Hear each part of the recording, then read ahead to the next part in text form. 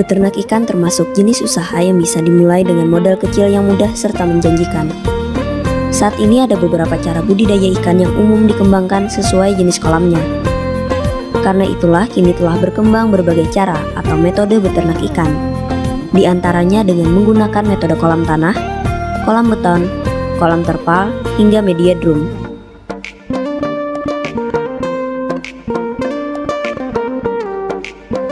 Usaha ini tidak selalu harus menggunakan kolam ikan yang luas. Memanfaatkan halaman rumah yang terbatas pun, usaha ini bisa berjalan, termasuk dengan drum atau terpal. Usaha budidaya ikan menggunakan metode kolam terpal dengan sistem bioflok saat ini sedang populer dan menarik minat orang untuk beternak ikan. Dari berbagai teknik budidaya ikan yang ada, bioflok merupakan hal baru khususnya di Kabupaten Hulu Sungai Selatan untuk meningkatkan hasil panen ikan. Pemirsa HSS TV, pada episode-episode sebelumnya kita telah melihat pembenihan ikan di Balai Benih Ikan Kandangan dan juga peternakan ikan dengan menggunakan metode kolam tanah. Dan kali ini kita akan melihat peternakan ikan menggunakan metode kolam terpal seperti yang di belakang saya sekarang. Di sini adalah peternakan ikan milik Bapak Mahyudin yang berada di Tatas, Desa Batang Pulor Tengah, Kecamatan Sungai Raya, di mana bibitnya juga disuplai oleh Balai Benih Ikan Kandangan. Untuk lebih jelasnya, mari kita temui Bapak Mahyudin selaku pemilik peternak ikan yang menggunakan metode kolam terpal di sini.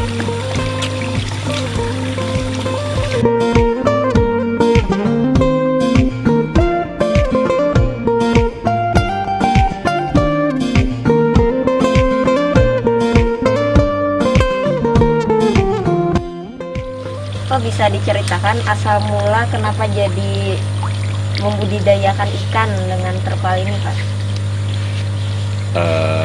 Pertama, kondisi lingkungan yang kan di sini sulit baginya. Nah, Jadi apa yang ada bisa dipakai, iya. ya cuma sistem ini keramba tidak bisa, untuk kolam kan tanahnya kada memungkinkan. Jadi irigasi tidak jalan, Nah, jadi terpaksa memilih sistem kolam terpal ini. ini Pak, punya Bapak ini berapa kolam? Yang sudah terpasang diameter 50 buah, yang diameter 3 2 buah, diameter 2 sebuah, 2 meter 2,5 sebuah, diameter 4 sebuah, diameter 3,5 sebuah, diameter 1 6 buah, diameter ya hampir semua diameter ada kan. Oh, jadi setiap diameter adalah Pak, Ada. banyak. Untuk ikannya ini ikan apa aja Pak? Yang jadi andalan sementara ini nila, Ikan nila. kemudian papuyo, Nah, kemudian untuk ikan hiasnya ikan koi sama kumet. Itu aja yang sementara ada. ini biasanya Pak rata-rata kayak kolam yang ganal nih, itu bisa berapa ikan? Idealnya 1.500 untuk nila. Oh, iya. Kalau untuk papuyo 10.000 bisa untuk satu kolam. Kalau untuk pemasarannya Pak sudah sampai mana? Sementara ini pemasarannya cuma untuk nila kan. Untuk nila cuma jual di rumah aja, menunggu pembeli yang untuk konsumsi, untuk selamatan, untuk hari-hari makan hari-hari.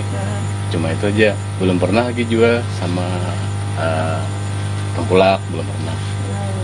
Berarti yang rumahan lah Pak. Rumahan ya. Jadi harga tuh awal lebih tinggi. Terus Pak, keunggulannya memakai sistem ini apa Pak? Kalau dari segi keunggulannya, ya setiap sistem itu kan beda-beda dan ada keuntungan dan kerugiannya. Iya. Sistem kan misalnya sistem kolam tanah, keramba, jala apung, sistem bioflok. Kalau ini kan dikatakan sistem bioflok kan, bahasanya itu ada keuntungan kerugian. Nah, untuk kolam sistem ini, sistem bioflok ini, keuntungannya diantaranya padat tebarnya sampai 5 atau 10 kali lipat dibanding sistem biasa. Nah, yang kedua, untuk pakan itu lebih hemat, sekitar itu 10% lebih, mungkin 10 atau 20% lebih hemat untuk pakan. Jadi FCR-nya, bahasanya FCR-nya lebih bagus dibanding sistem lain. Kemudian untuk kerusakan banyu kan lebih terjaga karena gangguan alam kurang dibanding sistem di sungai kan. Sungai kan ada limbah atau polusi misalnya kan, tercemarnya. Kemudian keuntungan lain kan lahan lebih sempit gitu. Cuma kelemahannya ada. Kelemahannya harus memakai biaya tinggi. Pertama, kolam kan harga lebih tinggi dibanding kita menggali tanah. Nah, kemudian alat kan harus memakai listrik dan alat-alatnya. Itu kan susut barang itu ada dari kolam, dari alat-alat tadi.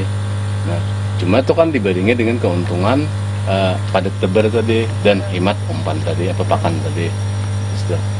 Jadi masing-masing itu memang ada kelebihan kekurangannya.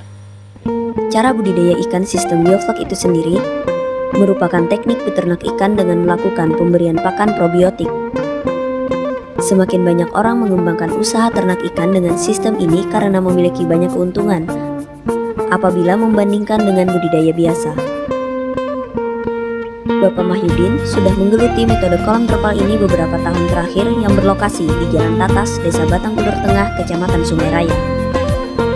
Beliau memilih metode kolam terpal ini karena sulitnya mendapatkan debit air yang sesuai jika menggunakan metode yang lain, seperti keramba dan kolam tanah tidak memungkinkan karena lokasi peternakan jauh dari irigasi.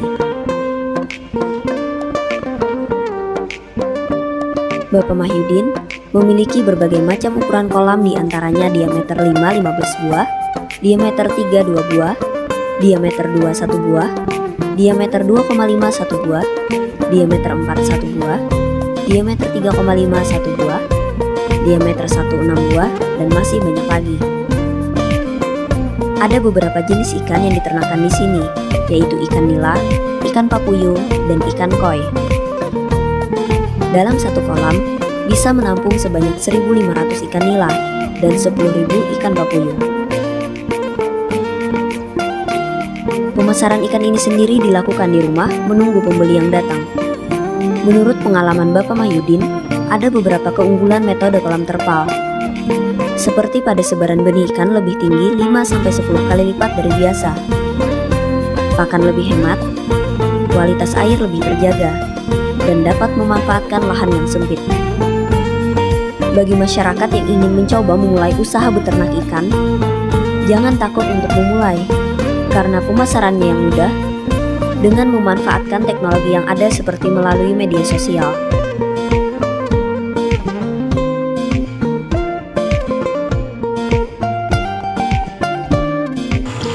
Itulah tadi perbincangan saya dengan Bapak Mahyudin, pemilik peternak ikan dengan menggunakan metode terpal yang ada di Tatas, Desa Batangkulur Tengah, Kecamatan Sungai Raya. Terima kasih telah menyaksikan program acara Serba Serbi Hulu Sungai Selatan. Nantikan episode-episode berikutnya. Sampai jumpa.